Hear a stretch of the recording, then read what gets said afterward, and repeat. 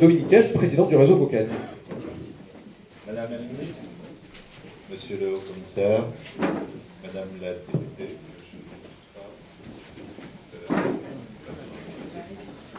monsieur le sous-préfet, mesdames, messieurs les élus, mes sœurs, chers collègues, mesdames, messieurs, c'est avec grand plaisir, et si j'ose dire, comme je le disais tout à l'heure à Marielle Delhomme, avec une joie libérée, que nous vous accueillons aujourd'hui pour l'inauguration de la maison Cocagne. Ce projet a démarré il y a 10 ans, et depuis chaque année, nous disons à nos administrateurs et salariés, l'an prochain, quand nous serons à Wallin. Et bien, ça ne se passe pas toujours comme ça.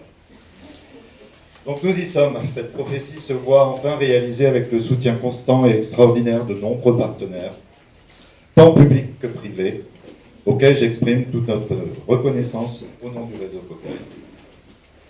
Nous allons d'ailleurs les entendre ce matin dans une table ronde illustrative des enjeux portés par ce projet, des enjeux portés par ce site. Permettez-moi d'en dire quelques mots, car ces enjeux, et c'est le principal pour nous, sont ni plus ni moins des défis de notre civilisation aujourd'hui. Le premier enjeu, c'est celui du travail pour tous, et par conséquent de la place des personnes les plus fragiles, pour qui le retour à l'activité est une condition nécessaire à l'émancipation. L'autre enjeu, évidemment, s'impose à chaque esprit aujourd'hui. Celui du soin apporté à cette terre qui nous porte, cette terre qui nous donne, cette terre qui nous nourrit. Ainsi, la mission de Cocagne encourage toute forme d'associativité permettant d'engager les forces humaines dans la relation retrouvée avec la nature. C'est pour cela, au fond, que nous agissons. Il y a cette phrase de John Dewey qui me paraît très claire pour décrire l'action des femmes et des hommes du réseau Cocagne. La valeur des idéaux réside dans les expériences qu'ils rendent possibles.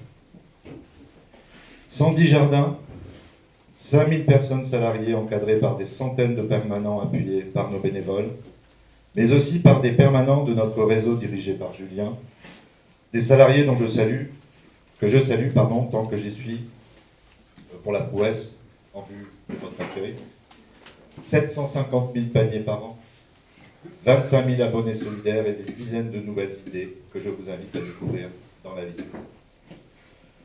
Je les remercie tous, en premier lieu, si vous le permettez, de leur engagement total de chaque jour. Et je les associe à nos pensées. Je les remercie de cet engagement ancré dans tous ces territoires où nous sommes implantés, là où, en fin de compte, les idéaux qui viennent d'être évoqués se valident et se vivent. Ils forment, selon moi, un archipel incarnant à sa mesure l'idée d'une mondialité apaisée, car plus juste, plus équitable, réconciliée au grand jardin dont nous devons utiliser intelligemment la ressource. De cette territorialité, vous le verrez, nous parlerons, car elle nous semble essentielle, y compris pour la maison Cocagne. Je remercie enfin l'État, la Caisse des dépôts, Banque des territoires, les fondations Carrefour, Eiffage, Accor, RTE, Vinci, la fondation Louis D, la fondation Caritas, qui a été une chemille ouvrière de ce mécénat multipartenarial.